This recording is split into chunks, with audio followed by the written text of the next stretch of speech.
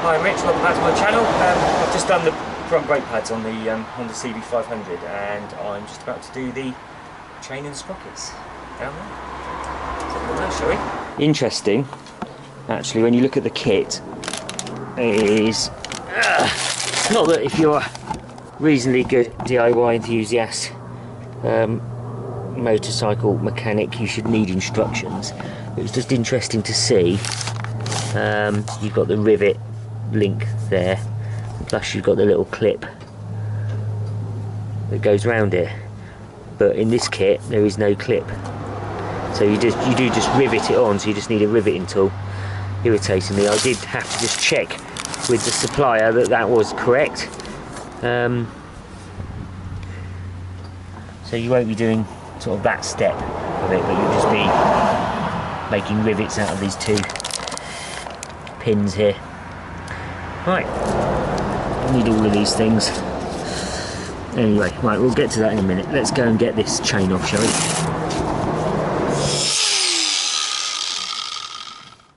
You cut through the swing arm then. I didn't.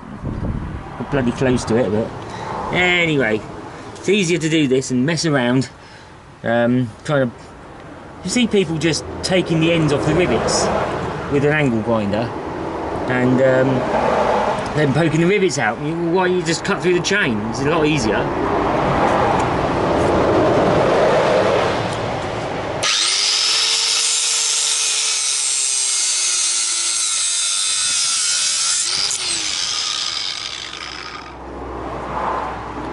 There you go. Try and keep that off the wheel. Pull that through. I should have showed you before I took this off, but as you were turning the chain round, you had about 3 centimetres of slack, and then you get about another quarter turn round or a half turn round, and you have about half a centimetre of slack, or free play as we should call it. Very bad chain. That's stiff. Get the front sprocket cover off, and a little see behind here, an absolute mountain of junk.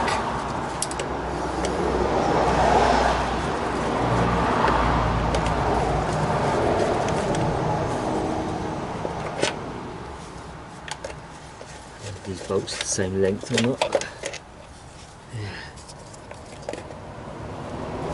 Yeah. That should just come off. It's not too bad actually. You do get a lot of gunk build up behind there, but you can see it's just all very black. It's where oil and grease, I mean, it's a collection point. As that chain's whizzing through there, obviously the top of the chain is coming forward and going round this sprocket and back round that way, and it's flinging all of the road debris, oil, grease, dirt, grit into this sprocket cover. It's just a nice little collection place for it, I suppose, really. But oh dear. Right, well. Okay. I have got a loose front sprocket. That's not good news, is it? I was getting a bit of a funny road noise. Wow. Look at that wobble. Jeez. So as I was riding the bike, I was getting a bit of a shh shh shh noise, and I can only imagine it's the chain that was going slack and tight, rubbing on the chain guide there, and of course this sprocket, as you can see, very loose. So yeah. Right, okay. Well, not a moment too soon to deal with that little issue then. The best thing to do is hold the front sprocket still by putting the rear brake on, and for that you need the chain on really. So yeah, rookie error, but never mind. Let's not worry too much about that. Let's just get this off. If I had a windy gun it would be a lot easier, because the impact and shock of a kind of a impact gun, windy gun would move that without it trying to turn the engine. But anyway, I've locked the engine. I've locked the sprocket in place now on its spline by putting it into gear, into 6th gear. So that should hopefully give me a bit of leverage. I'm just going to go and get a slightly longer extension.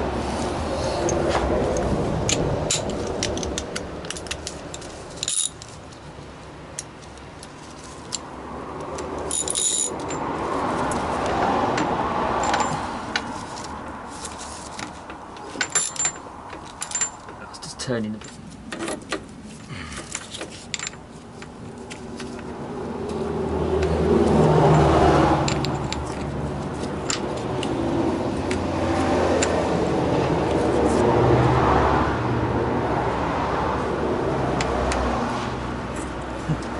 See, nothing to stop me putting the chain back on even in its broken state.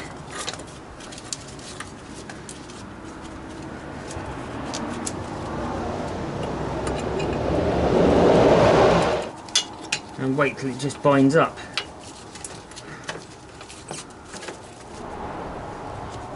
Right, so rookie error. What I've done is I've cut the chain off before realising what I need to do is get the front sprocket off, and really to do that you need to hold the sprocket still, which you do by putting the back brake on. Of course, without the chain to connect the two, there's nothing you can do. So what I've done, I've just fed the chain back through, and I think it's sufficiently sat on the rear sprocket there.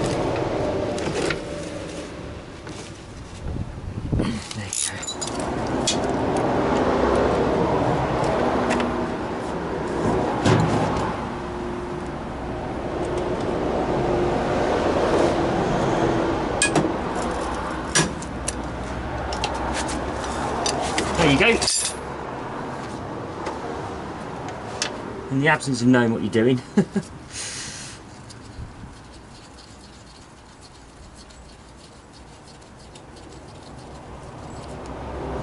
Okay.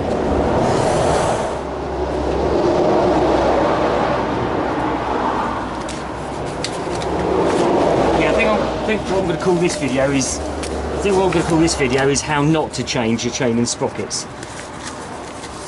Okay, so there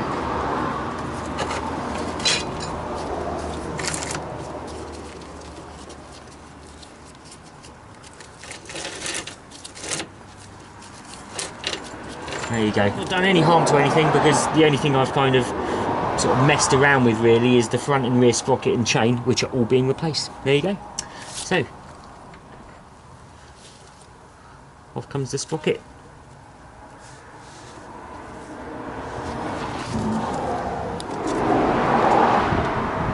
Right.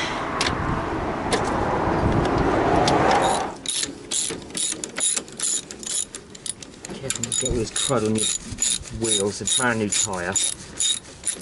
Well, you won't get crud on an old tyre either, would you?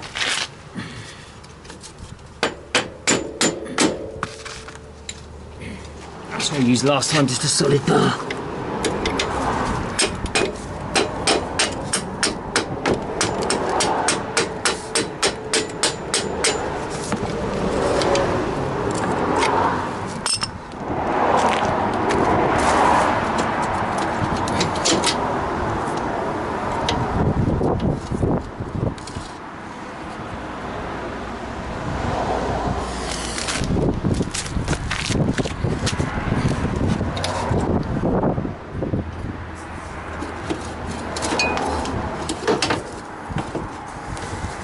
Right, well, just give it a bit of a clean off carefully before you put the thing back on, but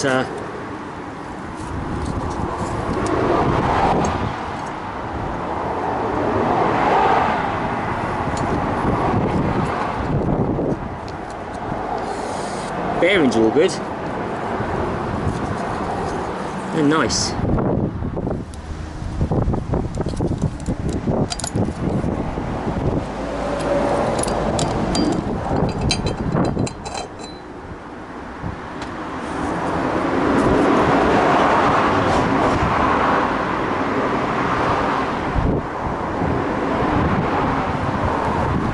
Well, you can see the profile of some of these. It's difficult to see on camera, but you can see the profile of some of these teeth. They're burred over, some have thinned out. You kind of think, do you really need to change your chain and sprockets? But you know, it's quite, these are very precision.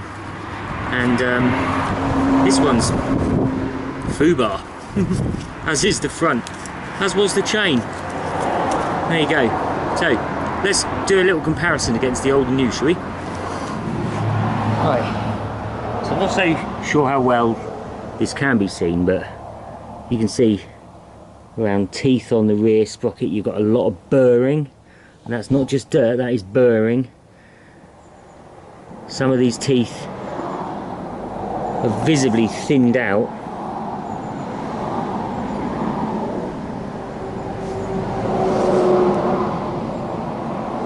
Yeah, that's burrs. So some of the metal on the teeth has been pushed out by, so the profile of these sprockets is very, very poor. Coupled with a front sprocket that was loose and a chain that had ridiculous tight spots on it, I don't think we're changing these a moment too soon. And then of course we're comparing them to the new. You can see the difference there, can't you?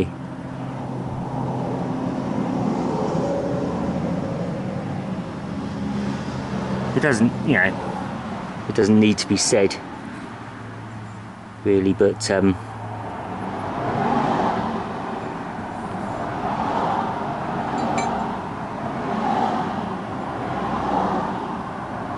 can see, if you look there very clearly, you can see some of those teeth are bent over. Some of them are thinner than others. Some of them are burred. It's shocking, absolutely shocking. Right. God, you've only got to be a few thou out in your positionings. Anyway, should be fine. So what I'm going to do, I'm going to give these kind of a half turn in each until it's all the way down and seated.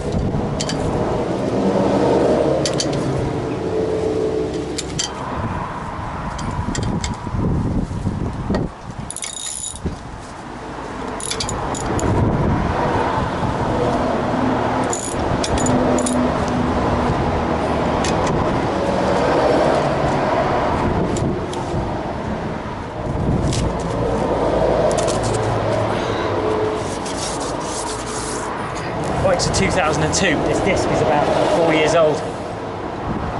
One of its previous MOTs.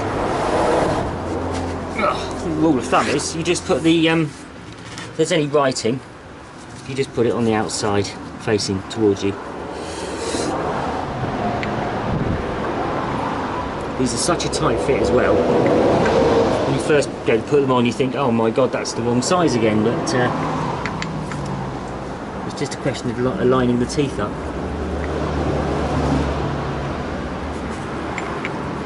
There you go. Do you know what? As soon as that found its mark, it was fine.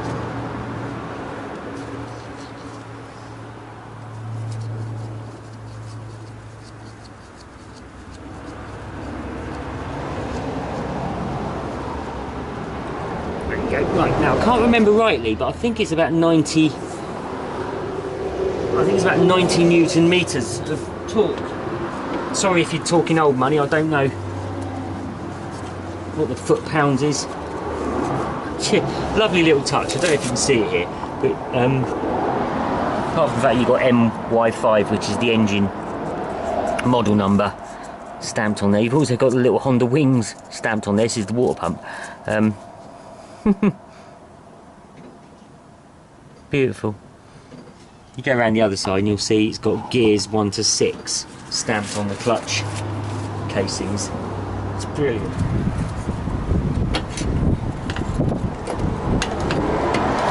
Need to get the spacer in the wheel there.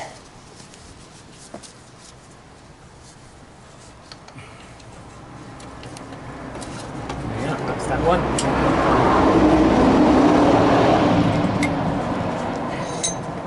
Same on this side.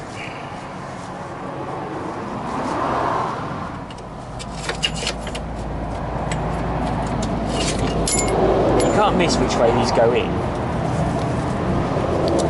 because you've got adjuster marks there which have to face outwards. Not that they're ever really any use, you really need to do it by eye.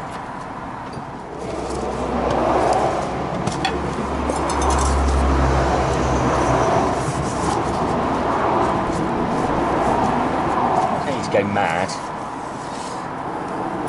So these are such a tight fit anyway, whatever you put on there is just going to pull its way through.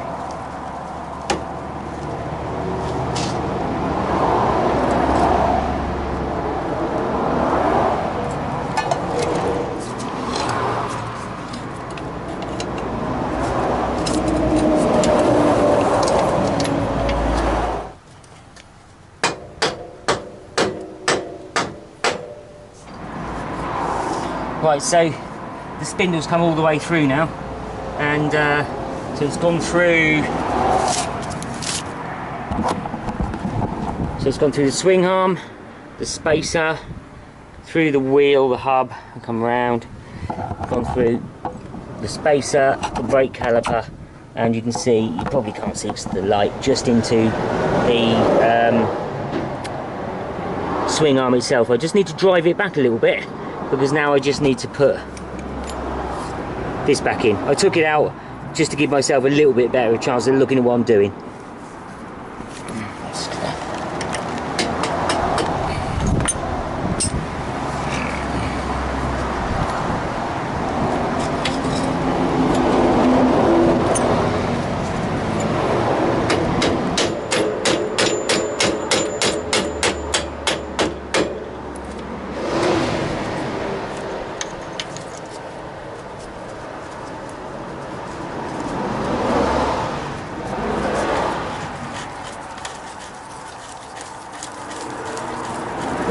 There you go, so it's all in. Just needs tightening up really. You can see the spacer's quite a way out, so anyway, that'll all pull in. Not too much because I've got to align the wheel as well and adjust it up. So, but the main thing now is get the chain on, and then get the wheel obviously tightened up. I need to tighten up that front sprocket obviously at the end, really, when everything's on. Okay. New chain, and just the connecting link. So I'm just going to feed this through, join it up.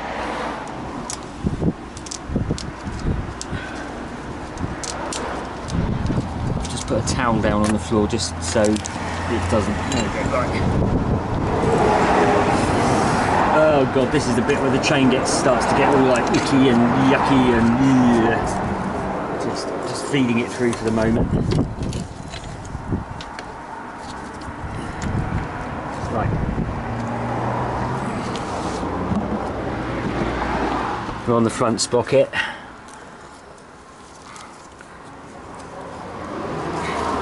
Just watching the back to make sure. There you go, all mad. So all I need to do is bring it around to the back, and then around about here I'll have the two ends. Around about here I'll have the two ends, and then I can use the connecting link. It's only because I can get there with the tool to join them.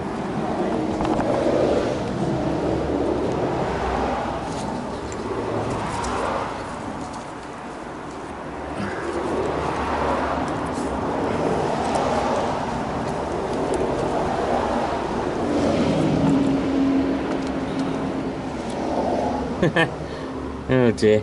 So I think I need to push the wheel forward a little bit, don't you? It's amazing, isn't it? Because by the time this chain's been on here 3 or 4 years, it will be that long. That's how much it will stretch. You think them links only have to stretch, you know, 1/2 mil each. Nothing's done up tight, so it's just a matter of inching it forwards.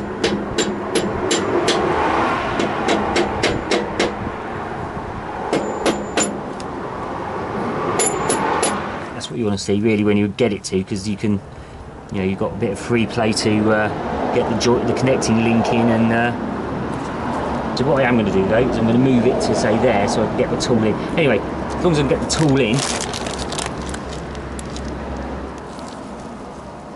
there you go, you've got your link. You've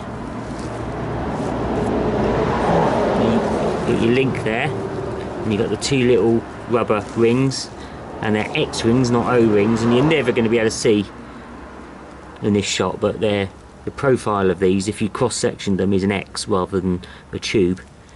They're meant to be better than O-rings. I'm not convinced at all.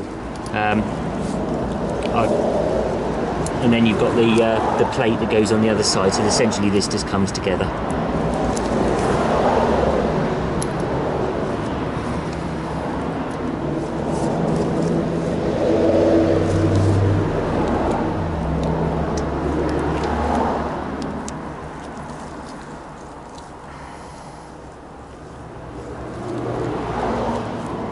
There you go, all joined. Okay, this is a chain riveter and breaker. This really is a tool you could sort of say is over-engineered, to just designed to this pin would drive the old pin out, but you can see I just cut it through with an angle grinder.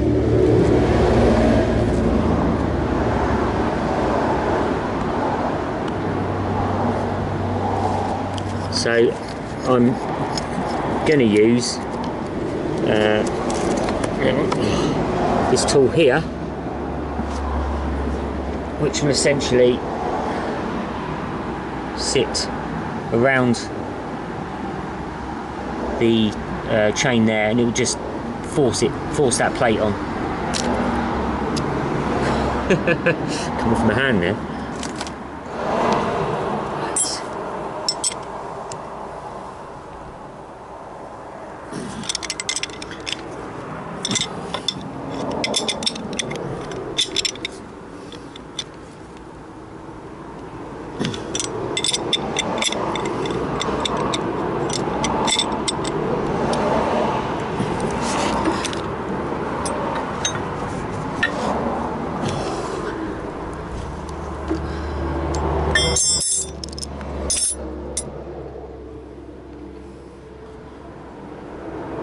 Right, so chain and sprockets on. Just need to tension the chain up now, so I'm going to crack on and do that.